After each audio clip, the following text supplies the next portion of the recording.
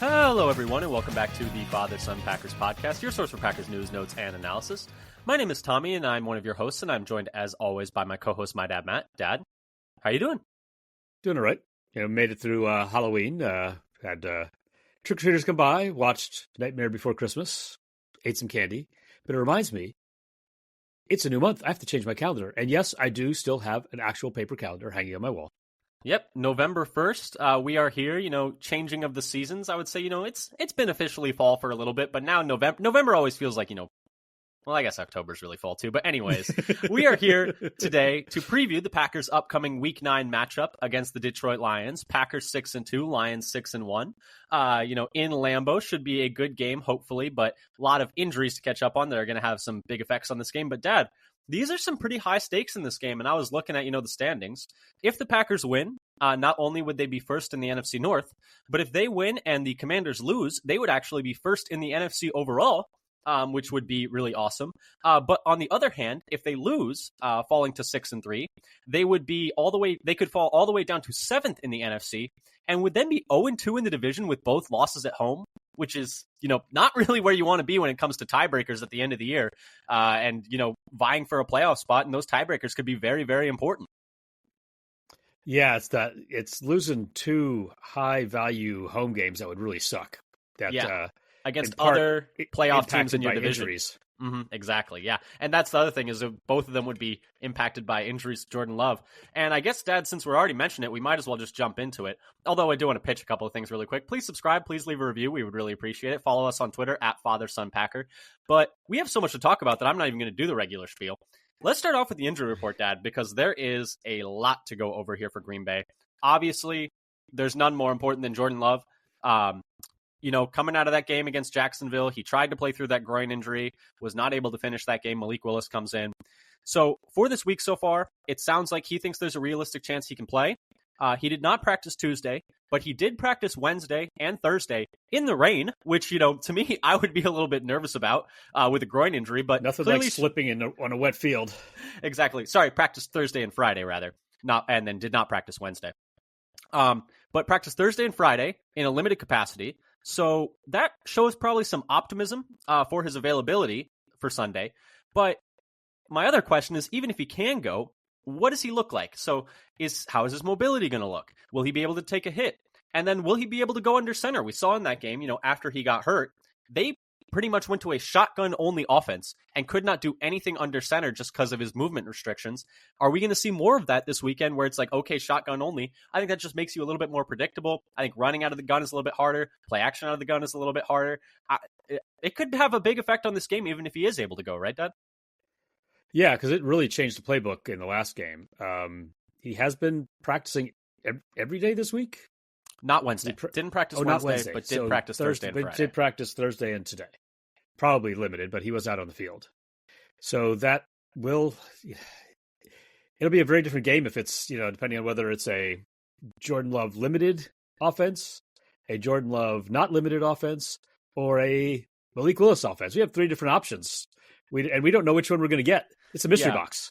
Although it does seem, the closer we get to it with him practicing each of the last 2 days, barring a setback, knock on wood, that, he's probably going to play Sunday. There are several other injuries for Green Bay, though, that are ones to keep an eye on. The first of which is center Josh Myers with that wrist injury. He has not practiced any of the days so far this week, and it was bothering him in the last game as well. So it's seeming more and more like they're going to give him this game off. But if he can't go, you'd have to imagine it's going to be right Walker, and then Ryan moving from right guard to left guard, Elton moving from left guard to center, and then Jordan Morgan coming in at right guard, and then still Tom at right tackle. So your tackles stay the same, but probably a big shuffling of the interior if he can't go, you'd have to imagine. Because that's what they did when he missed Myers had snaps. to step out for a few snaps, and that was the lineup they chose. So it seems like the preferred lineup if Myers isn't available. Yeah, and Myers said something about, well, I can, it doesn't affect my snapping, but you kind of need two hands to block. Yeah. It's like, yeah. And, a lot of people were talking about how this past game against the Jaguars was his worst game, and it was clearly affecting him. And, there are worse options to go to, in the league, like bringing in a first-round pick off the bench and, And he played well the last game. Exactly. And, so there are worse backup options, but reshuffling your entire interior in front of a quarterback who is, a bit hobbled, is probably not the place you want to be against a Lions interior that is probably the strength of their defensive front, with, Aleem McNeil highlighting that group coming off that extension a few weeks ago. That's definitely something that's probably going to be a little bit something to watch for. And they have had trouble with that interior before in other games. We'll only need to go back to, what was it, week 4 of last year against the Lions? Last year when Jenkins was a little hobbled and their offensive line just got decimated. Could not block it all. That was like Isaiah Buggs was just destroying us. Aleem McNeil was destroying us. Tom was slightly hurt in that game, and so Aiden Hutchinson was just working him over. They're not going to have Aiden Hutchinson in this game, unfortunately, for the Lions, but they still have a lot of pieces along that defensive line that are, big-time threats, and especially for a interior offensive line that's going to be all playing in new positions, which is something to keep an eye on, although I guess Morgan's mostly been at right guard. And then in the secondary for Green Bay, there might be even more things being mixed up. Neither Jair Alexander nor Evan Williams have practiced so far this week, so that's huge. We obviously know how important Jair is as a boundary corner in this man-heavy scheme, even more important than he was under, Joe Barry's scheme. But Evan Williams, we just saw last week how important he is. In the first half, when he was out there playing, he went out with about 2:30 left in the second. In the first half, they are a top 10 defense by EPA per play and success rate on the week. And then in the second half, they fell to bottom 5 in both of those metrics. So he's clearly very important. When he was forced to go out, Matt LaFleur talked about the shuffling that had to go on back there. When he went out, Javon Bullard had to move from the slot back to safety. Keyshawn Nixon had to move from outside corner back to the slot, and then you had to bring in one of Stokes or Valentine. Well, it seems like with Jair maybe not playing as well, your outside corners are going to be Stokes and Valentine, who Stokes has really struggled this year.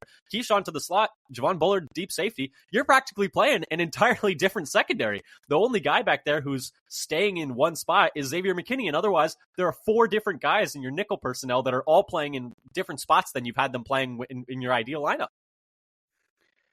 Yeah, it's really getting scrambled around, and we hopefully that what Evan Williams can't go, which he hasn't practiced all week, that Bullard will be better prepared to be playing full-time safety, and maybe the switch in the middle of the game had hoping more of an effect than it will. The quality of play will actually be improved, having repped at safety all week, because he struggled a little bit when he had to switch over in the middle of the game last week. And then for the corners, that's yikes. And what's going to happen here? Because their defense against wide receiver ones has been generally good on the year by DVOA from FTN Fantasy, but it doesn't give me a warm and fuzzy feeling if you're just shifting everybody up a slot. Yeah, and up 2 slots in some areas, with both guys going out. It's fair to say, the Lions outside receivers aren't necessarily the strength of their offense, especially with Jamison Williams not going to be playing in this game due to suspension. But still, I would say, give them the edge over the Packers outside corners coming in as backups. Moving on though to the Lions side of the injury report. They have a couple of people listed. Like I mentioned, Jamison Williams is 2-game suspension. This is the second game of it for the league's performance-enhancing drug policy. But they also have a couple other players who are not expected to play. Josh Paschal with an illness. They're already very thin edge rusher, so missing him is going to be very tough. We'll talk about that later. And then Malcolm Rodriguez with an ankle injury. He's one of their 3 starting linebackers, so they're not going to have him. So their base personnel is probably going to look a little bit different.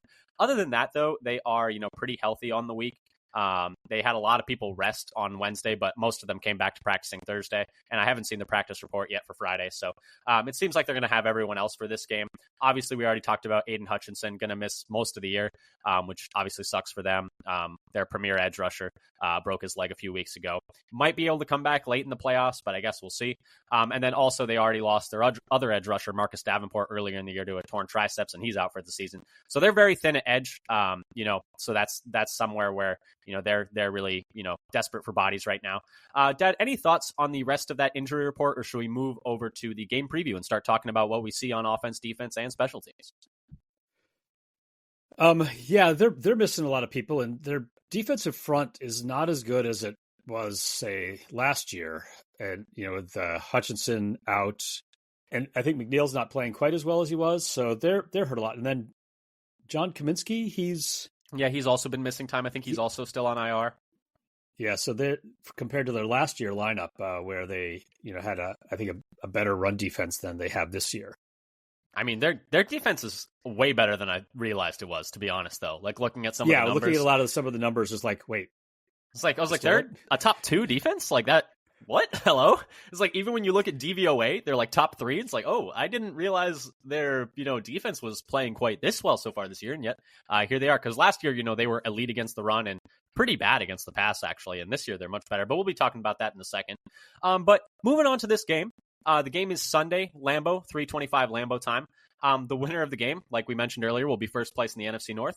The Lions are currently 3.5-point favorites in Lambeau with an over-under of 48.5 for an implied score of 26-23. That line probably does have somewhat to do with Jordan Love's availability. I think that it might have shrunk to 2.5. Shift? Okay, because I as of this morning. Yesterday morning, I think is the last time when I checked that. And the implied score is a little bit kind of funky with a 3.5 and a 48.5. 3.5 and 48.5. Like I could have chosen some couple of different options. Arbitrary numbers. And then the high, for the weather, it's going to be a high of 54, and it's supposed to rain all day long, like from 9 a.m. till 9 p.m. Bring your ponchos, and all you Packer fans going out in person. Yeah, exactly. So it's going to be cold and rainy, which, might be, a benefit to the Packers. Jared Goff has struggled in the rain before, but I guess we will see. They'll just run the ball a lot. It may not matter that he can't grip the ball. All he has to do is hand it off to Jahmyr Gibbs and David Montgomery. Did you see that, like, over their last, 4 games, they have more touchdowns than they have incompletions on offense? It's like 24 touchdowns and 19 I guess that includes the game where Goff didn't have an incompletion. Yeah. Exactly. What was he, 18 for 18 against the Seahawks, I think it was. Yeah, no, that was a crazy game. But so those are the quick facts for this game. Dad, though, take us away with what's been going on with Detroit. They're having a very good year. Only 1 loss on the season to Tampa Bay, and otherwise, beating up on pretty much everyone. Yeah, so they're on a 5-game winning streak. And as you mentioned, they're the top seed in the NFC as well as being top in the North. So they're statistically on offense, they are second in points per drive and 10th in yards per drive. Should I keep plugging that? Yes, this is the best way to measure it. And they are also 10th in percentage of yards needed for a touchdown gained per drive. It's a very long label. Haven't figured out a better way to show. Maybe I'll make an acronym that only 3 of us in the world will understand, but I haven't done that yet. For comparison, Green Bay is 11th in points per drive, 11th in yards per drive, and 11th in percentage of yards needed to get a touchdown gained per drive. On defense, the Lions are 5th in points per drive, but only 21st in yards per drive and 21st in percentage of yards needed to get a touchdown given up per drive. Compared to Green Bay, who was 10th in points per drive, 12th in yards per drive, and 11th in percentage of yards needed for a touchdown given up. Did you see that crazy stat from last week where it was like they scored 52 points and threw for like 70 yards?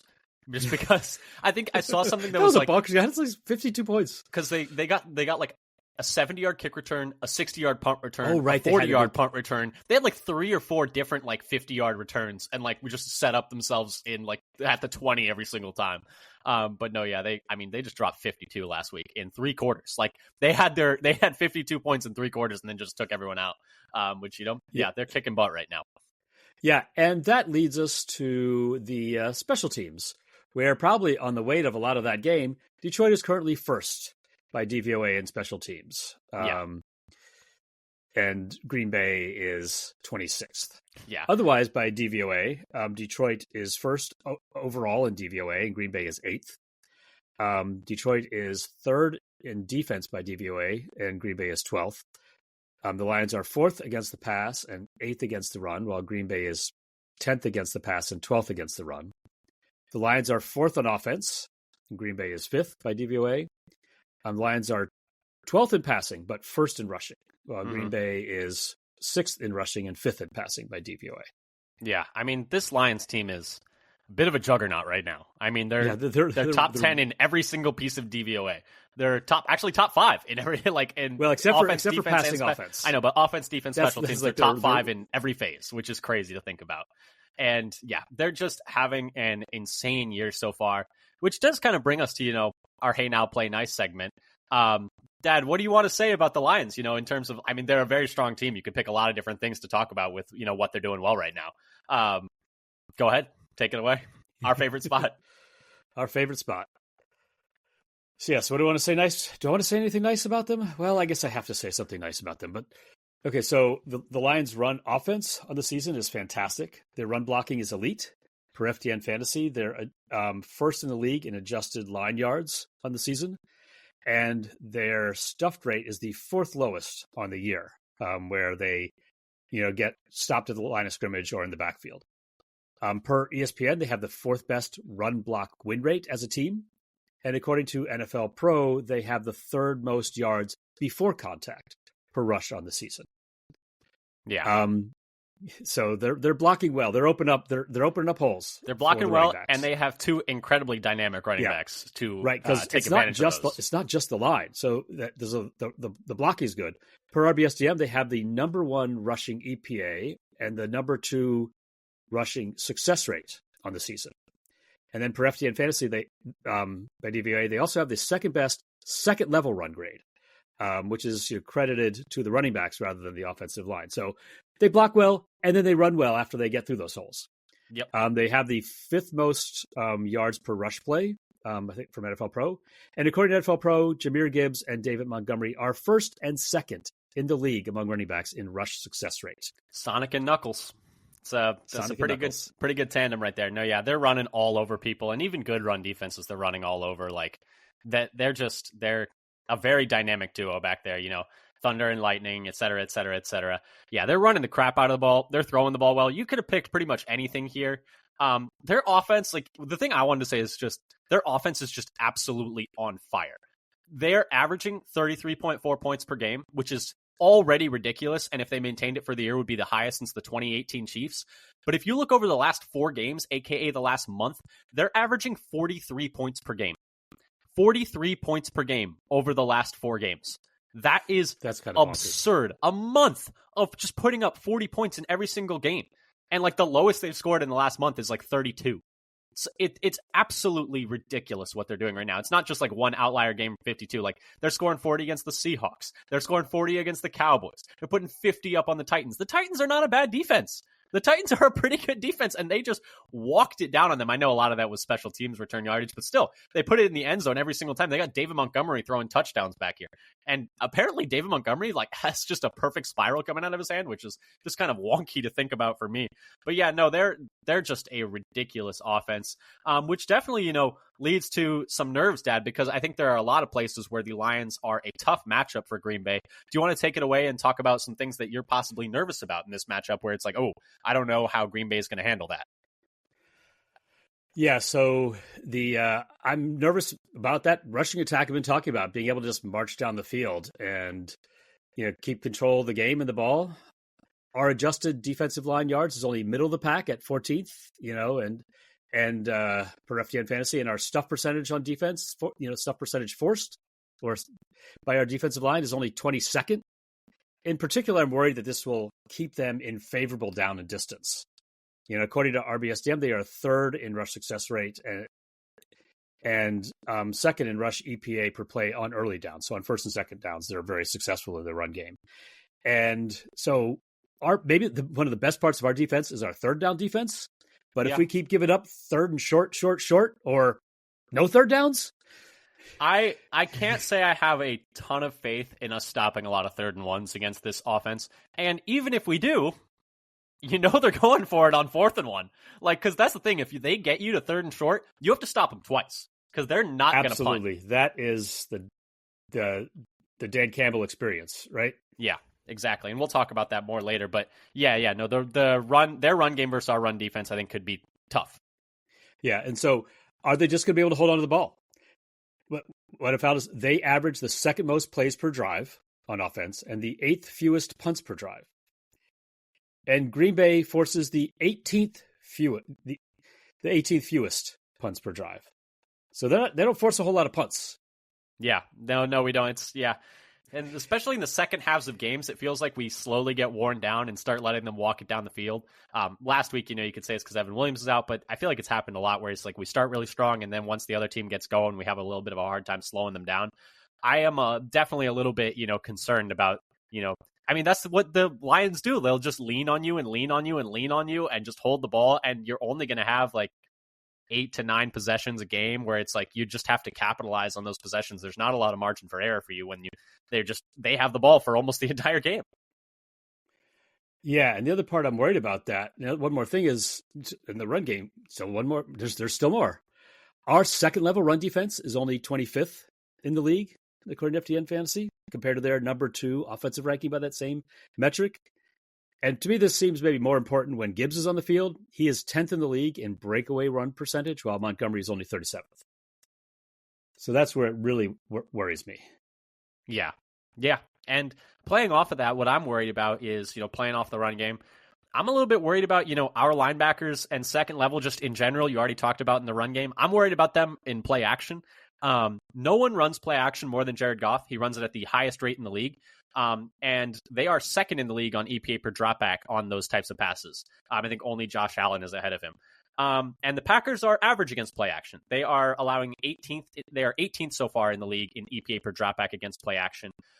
To be fair, though, if you want to, make a case for the Packers, 7 of the 8 quarterbacks they faced are in the top half of the league in EPA per dropback with play action, and 3 are in the top 7.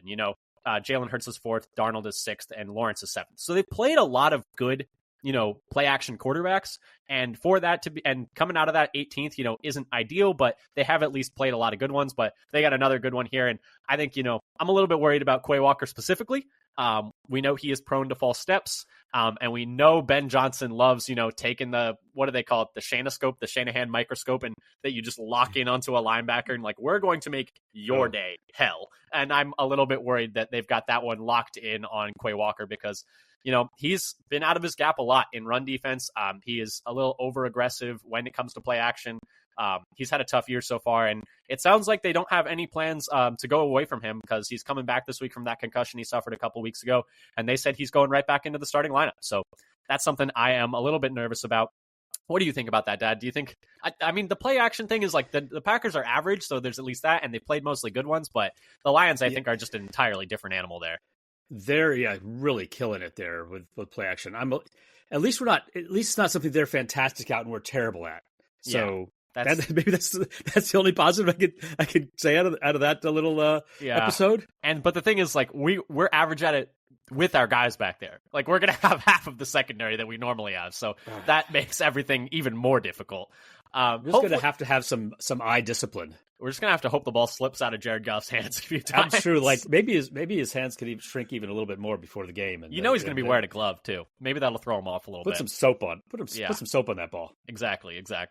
But the Packers are not entirely and not entirely helpless in this matchup. The Lions are a very, very, very good team, but they are not a perfect team. They do still have a few exploitable weaknesses. Dad, what did you have in that department? Yeah, so I have a couple things. Their pass rush, not surprisingly, has taken a hit since Aiden Hutchinson got hurt. He's still second in the league in sacks, despite with 8, despite missing 2 games and already having the bye. So he's only had played 5 games, and he's still second in the league in sacks. In week 7, they were 26th out of the 30 teams that played in time to pressure against Minnesota. And Minnesota typically gives up the 13th fastest. So they were significantly slower than Minnesota's average. They were better in week 8 in 10th place, but this is still substantially worse than Tennessee's typical time to pressure, where they are the 3rd fastest. So both times their time to pressure was well below their opponent's average time to pressure. So they've lost some pass rush juice. Yeah, just to touch on that, their edge rushers, they're really desperate there. They're already down to their 4th and 5th. This is per the Detroit Free Press. Last week they were playing starting edge rushers, a guy off the practice squad, and then a converted defensive tackle, were their 2 starting edge rushers. Like they're not even playing their like actual edge rushers at those spots anymore. Right, and so they even counting the last 2 weeks where they've struggled a little bit. On the season, they're still 11th, so above average. And I didn't get a chance to Sorry, that was 11th in pressure rate? 11th in time to pressure. Time to pressure, okay. So they would be a lot higher if you just took their first games where they still had Aiden Hutchinson. So they've had a substantial drop-off in their time to pressure.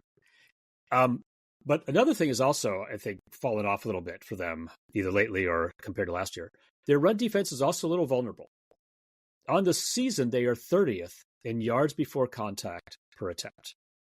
In week 7, they gave up the 2nd most yards before contact per attempt against Minnesota, who's normally is 21st in yards before contact per attempt. So they're like another 10 spots worse than Minnesota's average.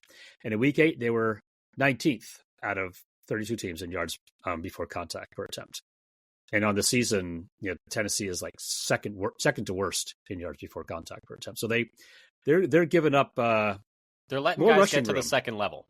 They're letting guys get to the second level more often than they had last year. And guys like how bad we looked last year against Talim McNeil. I was looking up some of his PFF grades. Last year, he was like the fourth or fifth best run defender amongst interior defensive linemen, and he's substantially lower this year. So, and Kaminsky also was in the top 20 last year amongst interior defensive linemen against the run, and he's out.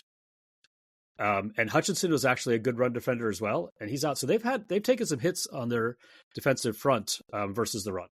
Yeah, and that's something where I think the Packers are going to have to have some success against the run, or some success running the ball rather. And, that's somewhere where I think the Lions run defense is still good, but you can get after them a bit. Somewhere I think that they can get after them though. And this was pointed out. The other stats I gave, by the way, were from NFL Pro. Sorry, I forgot to mention that. This one is per Football 301, which is a great podcast with Nate Tice, Charles McDonald, and Matt Harmon. It's a very, very good podcast, but he pointed out, Nate Tice did, that the Lions match three receiver sets with base defense a lot. 28.6% of the time they match three receiver sets to base defense. For reference, the league average is 3%. 3%. Wow, that's a huge difference. It's like 10 times. They do it 9 to 10 times as much. And other teams do not do it. So that should give Green Bay a lot of opportunities to get Jaden Reed or another slot receiver on linebackers, which should be a massive, mismatch there, and you should be able to hit the slot guy a lot. Yeah, they don't like putting out their nickel against three receiver sets, and maybe part of the reason is the other weakness I have here is they do not defend the run well out of nickel at all. They are 25th in EPA per carry in nickel personnel compared to 15th on the whole. So they go from an average run defense by EPA per carry all the way down to a bottom 7 or bottom 8 run defense by EPA per carry when they get 5 defensive backs out there. So that's, probably why they're sticking in base with three receiver sets, especially on early downs. But so you can either get after them passing the ball when they match your three receiver sets with base, or if they bring out, a fifth defensive back, you can run it pretty well on them. So I think that that's somewhere Green Bay is going to have to take advantage there. And, that's something I hope Green Bay does as we transition to our next pieces. I hope Green Bay runs a lot of three receiver sets and doesn't do much 12 personnel like they've done the past few weeks, because I think 12 kind of plays into, what the Lions want to do, which is play, heavier defense. But Dad, that kind of does transition us into what we hope the Packers do. What do you hope Green Bay does in this one in terms of approach? So I don't know, pulling up. I am once again asking the Packers to run inside. Detroit is 11th worst in EPA per rush on defense between the tackles, but it is 9th best outside of the tackles. And they give up the 3rd most yards before contact per attempt up the middle. Between the tackles. They also have the 7th worst stuff percentage inside. Their stuff percentage is actually better on outside runs than on runs to the inside in terms of the rank they're both the rank in the league, and actually the actual percentage, not just the comparing inside runs to inside runs. Their own outside run stuff percentage is better than their own inside run stuff percentage, which I think is unusual. I also want to see the Packers involve the running backs in the passing game. For FTN Fantasy, Detroit is 19th in the league by DVOA in defending running backs as pass catchers, which is their worst ranking against any type of pass catcher. They're I think, number 1 against tight ends, and very good against wide receivers 1, 2, and 3. So those are things. The other thing I was going to put, it kind of depends. If Love plays, then they're probably not doing a lot of designed runs. But they give up the 11th most rushing yards per game to QBs, and have allowed 6 of the 7 QBs against them to exceed the rushing average. So that could be a Malik Willis stat. It does seem like so that's a Malik Willis. That's a if Malik Willis plays kind of stat. So I know you mentioned that the Lions' run defense is not very good inside, and you want Packers to run inside. What if I told you though that the Packers are 25th in the league in success rate on inside runs? Does that change your tone? And the fact that they're not going to have their, preferred starters along the interior. Does that change your shuffling thoughts? All around? It's tough. This is a very tough matchup for Green Bay. Detroit is a really good team. Even where they're weak, I think there are some tough matchups for Green Bay to even take advantage of that. I would have to look at how good the interior run defenses are on all of their So their success rate isn't so good, but how does it compare to the opponent's average success rate? Yeah, I mean, in you all look of at their the previous teams. matchups. You look at the teams that they've played, and obviously Tennessee defends the run like pretty well along the interior with Tavondre Sweat and Simmons there. But you look at some of the other teams they play. That's not the strength of the Vikings defense. They're not a great interior run defense team. The Colts certainly aren't a great interior run defense team. And you just look down the line. The Eagles defend the run pretty well along the interior. At least they did when they played us. We could not block anyone on that defensive line. But yeah, so that's just something where it's like, yeah, that's where the Lions are maybe a bit weaker, but unfortunately the Packers, by success rate are not great there either. By EP per carry, they're actually okay. They're like 13th. But just down to down, they're having a lot of trouble there. But honestly, I feel like just in terms of watching the Packers run game in general, it's felt really boom bust over the whole course of the year. Like, I feel like by success rate, they're getting a lot of like 2-yard carries, and then they'll blow, like they'll have like a burst for like 15, 20 yards, like every like 5 or so carries. And hopefully those don't get called back for penalties like they have in the past. But oh, that's the worst. Please, yeah, I know, right? No procedural penalties in this game. I know that there's not any margin for error for them. Yeah, there's no margin for error in this game. You need to play a very clean game. What I hope Green Bay does in this one, though, is I hope they just never go light in the box. You just can't do it. Overall, we already talked about the Lions' run offense is really good. They're third in the league at 0.09 EPA per carry. And actually, if you take out some of the garbage time stuff where, they're up by 30 points, they don't even have their starters in, they're actually first. But specifically, they absolutely shred light boxes. And these numbers are per NFL Pro. 0.26 EPA per carry, 60% success rate, and 7 yards a carry against light boxes. Comparatively, against normal boxes, and all those numbers are like first by just massive margins. They're just absolutely killing light boxes this year running the ball. When you look at, comparatively though, against normal boxes, so 7 in the box, they're at 0.03 EPA per carry, which is still good. It's 6th in the league, but it's not like insane. And a 41% success rate, which is 11th. So they're still like a top 10 run offense against normal boxes, but they're not just absolutely annihilating them. And then against stacked boxes, they're at 0.02 EPA per carry and a 42% success rate, which are both 9th. So they're still top 10 run offense against, stacked boxes and light boxes, or stacked boxes and regular boxes rather. So that's 7 or more players. But you just can't go with like under 7 people in the box against them because they will just run it for 7 yards a carry every single time. And you're not going to beat a team running for 7 yards a carry every single time. So that is something that I hope the Packers do not do at all. I think we've experienced something similar to that before. Yeah, exactly. And, I also, like I mentioned earlier, the Packers need to go to a lot of 3 receiver sets and try and, take advantage of either the poor run defense of the Lions nickel defense or, taking advantage of linebackers on receivers in space. But yeah, so those are the things that I hope the Green Bay does. Anything else you wanted to touch on there, Dad? I was kind of searching for weaknesses or what their strategy should be. They don't have any real glaring weaknesses. Nope. You're kind of like looking at the margins. And if you look at be able to take advantage. If you look at maybe individual players, you could say Terrion Arnold, their first round corner, he grabs a lot. He's very handsy. He's prone to holds, prone to pass interference. So there's something there. So maybe you could attack down the field. The Lions play a ton of man coverage. Like they're going to play man almost entirely.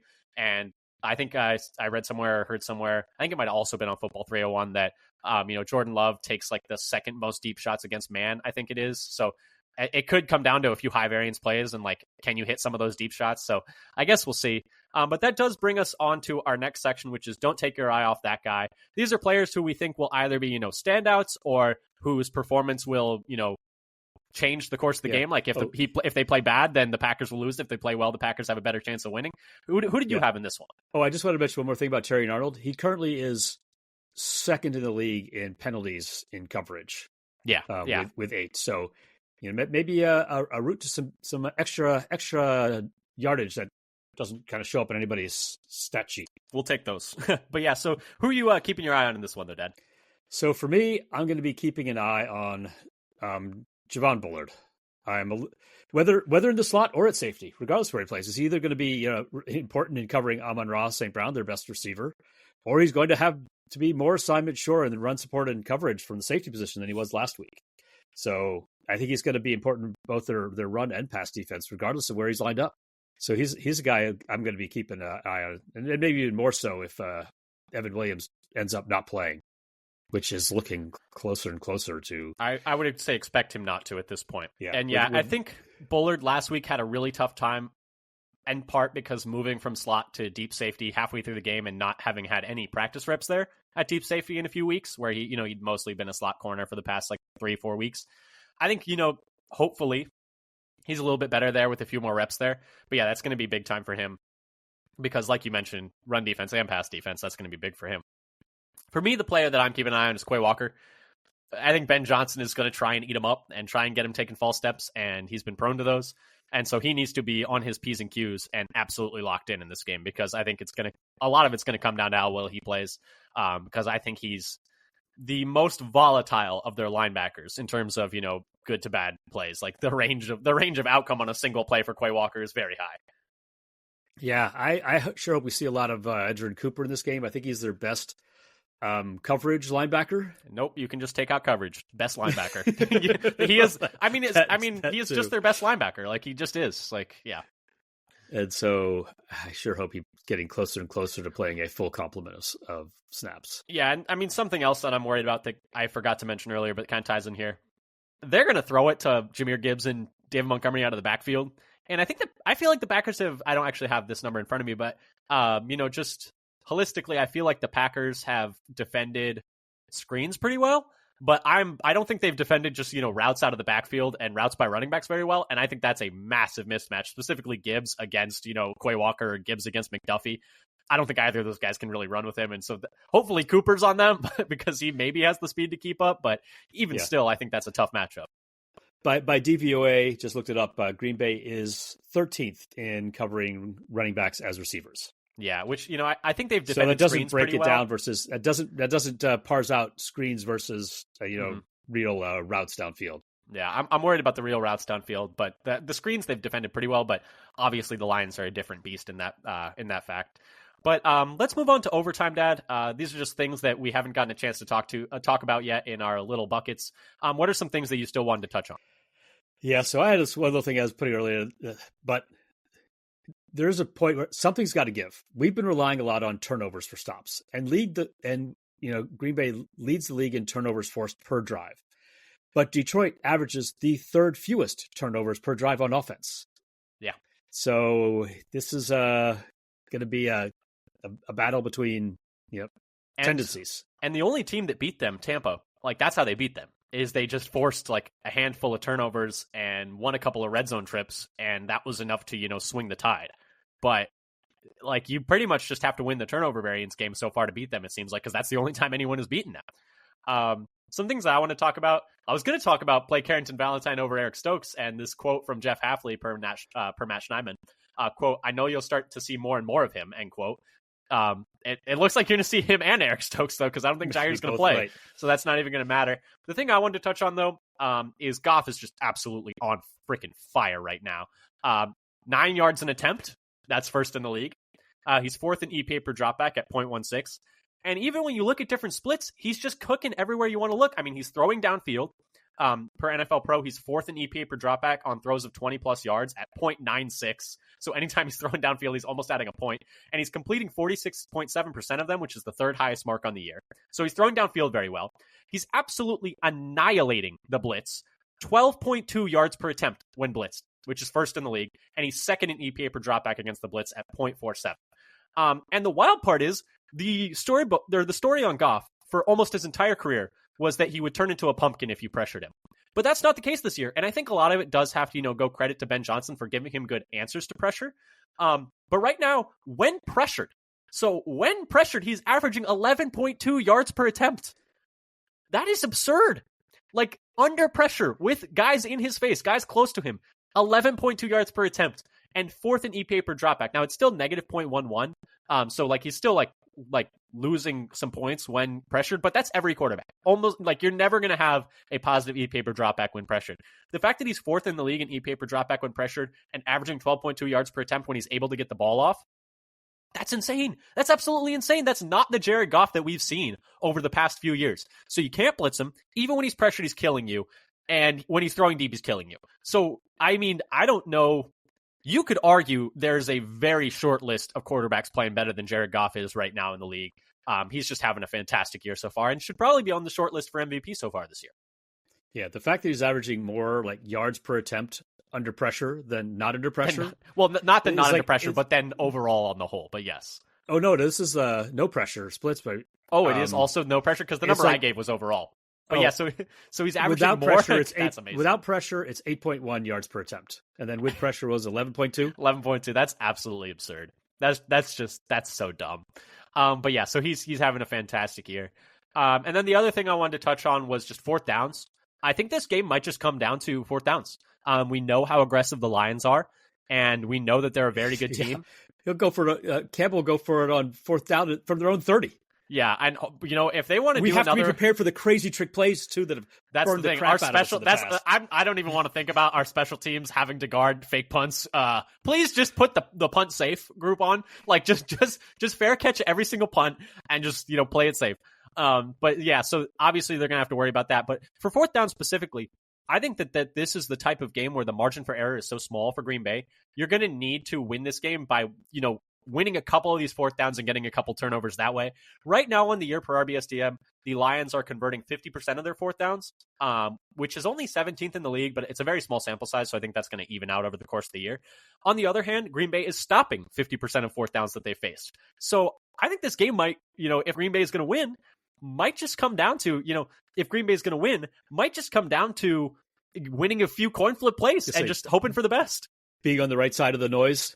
Exactly. And just, having Jeff Hafley have a couple things dialed up for, to maybe confuse Goff, maybe confuse Ben Johnson. We know Ben Johnson's going to have things dialed up. And hopefully these aren't like fourth and inches where it's like, okay, your guys versus our guys. Because I think there's not a prayer. We never stop those. Exactly. So almost like, what if we stop? Like, maybe it's just, bias for watching a team. Like maybe other teams have this little success at stopping those short plays, but it seems like we never get them. Yeah, but so that's something I think the Packers are going to have to win a few of those to win this game. But Dad, let's move on to the bottom line. The Lions win if blank.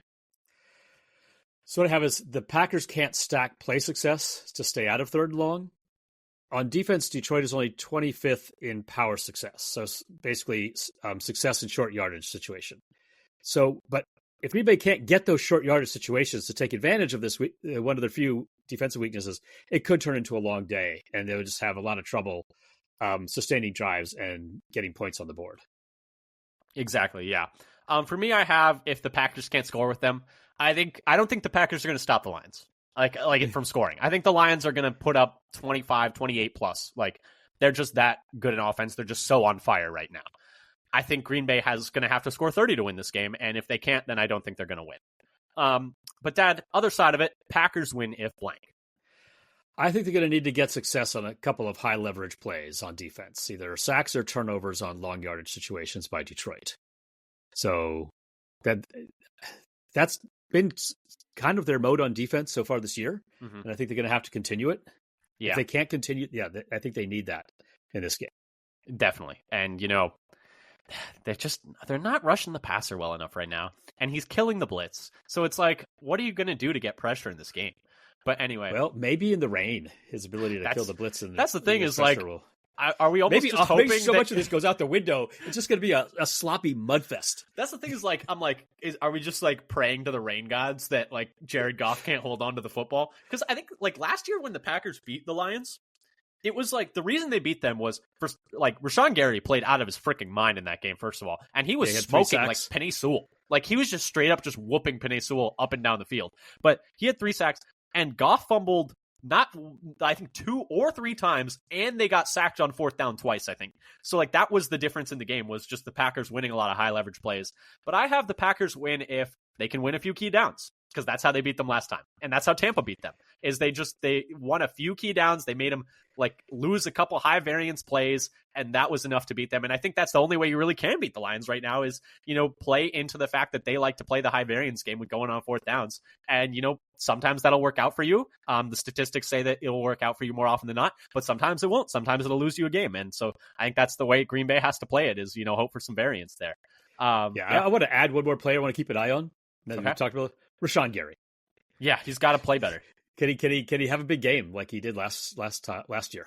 And that feels like the last big game he had, doesn't it? Oh, It yeah. felt like after that game, he just has not been the same player. It's so he only weird. had, I think, after that game last year, only had like one more sack on the whole season last year. I don't think it was that few, but it was not a lot. It was really low. Yeah. It was really low.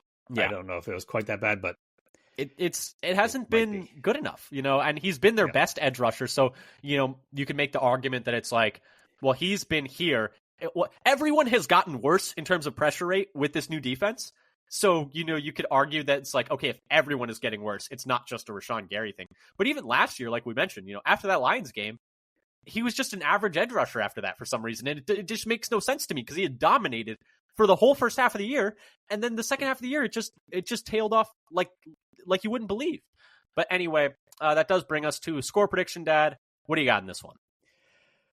I hate to do it because I almost never pick against the Packers, but I've got the Lions 30-27. Maybe with the rain, it won't be that high scoring.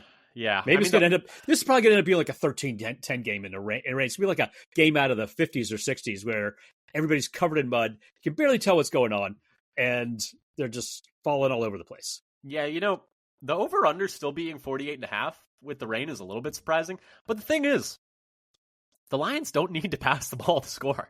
Like, they could just run it. I mean, what was it? Jared Goff, I think he only threw it 8. He didn't throw it very many times last week, and they still put up 50 points. So there's that. And the Titans defense, the Titans are not a good team, but the Titans defense is pretty good. But I have, also, unfortunately, I have Lions 28, Packers 24. I think if we knew that Love was healthy and could move and could go under center, maybe the Packers could score with them even more and put up 30. You feel like you had a better chance in a shootout. But, with him being a little bit hurt, I think the Packers are more reliant on passing the football than the Lions are. So the rain actually might even hurt Green Bay. Although I would say, Love can pass in the rain better than Goff can, but the Lions are not as dependent on the pass as the Packers. Pass at all. And we've had games before like this where weather took the passing game away. Yep. And that was then we lost against Minnesota. Packers Vikings in 2022. Yeah. We lost a run battle, and in a game we otherwise I think would have won handily. Was it 2022 or was it 2021? That one actually I'm having trouble remembering. It might have been 21. That was the game I was thinking of. Yeah, where it was so crazy windy. You couldn't pass the ball. Oh, and I looked up the Gary stats. It depends on who after that Detroit game, he had either one sack or a half sack, depending on whose counting system you're using. But I think he had a sack in the playoffs. That's what I'm. This is regular. This is postseason. Nope. Oh, okay. Maybe not. All right. But anyway, so this has been our breakdown of the Packers-Lions upcoming Week 9 game. A very big game for Green Bay, like we mentioned. As we mentioned at the beginning, could be anywhere from first in the NFC all the way down to 7th in the NFC after this game. Big range. And if they lose, they would be 0-2 in the division with both of those losses at home, which is never where you want to be when you're vying for a playoff spot, and that's an important tiebreaker. But anyway, thank you so much for listening. Please subscribe, whether that's on Apple Podcasts, Spotify, or YouTube. Please leave a review. Please like. Please share. Please follow us on Twitter at FatherSonPacker. We're going to be tweeting out injury reports, roster moves, and et cetera, et cetera. Oh, something we didn't mention, by the way, Dad. With both of those corners out, we didn't talk about possible elevations there. So maybe let's just touch on that really quick. They have been elevating Robert Rochelle as their other corner when they've needed one. He is out of practice squad elevations though. So while they're not going to be able to elevate him, it's possible that they do sign him to the 53-man roster. They did that back in, I think, week 5 or week 6. And then immediately cut him and then immediately re-signed him to the practice squad. So it's possible that they cut someone like Brenton Cox, who has not been active on most game days, and then sign Robert Rochelle to the active roster. Other than that, they'd be down to elevating someone like Kalen King or Kamal Hadden, who have not played any snaps so far in the NFL. So that could be a little bit dicey. But yeah, so those are their options because right now they're looking to be down, at least one starting corner and one starting safety, but that moves one of your nickel corners back to safety and outside corner back to inside corner. So they could be down a few defensive backs, and there are some options for them on the practice squad. I think they're probably going to end up signing Rochelle to the active roster if I had to make a guess. That seems the most likely scenario. The other thing is is this going to be a Katan Oladapo maybe active game? I don't think he's played a single snap right on defense. He's played a few special teams once, maybe. I think so, but yeah, we'll see if he gets any PT snaps on defense or not in this game. But anyway, like we mentioned, keep an eye on the Father Son Packer Twitter at Father Son Packer for any of those roster moves coming up. Thank you again so much for listening, and until next time, go Pack Go. Go Pack Go.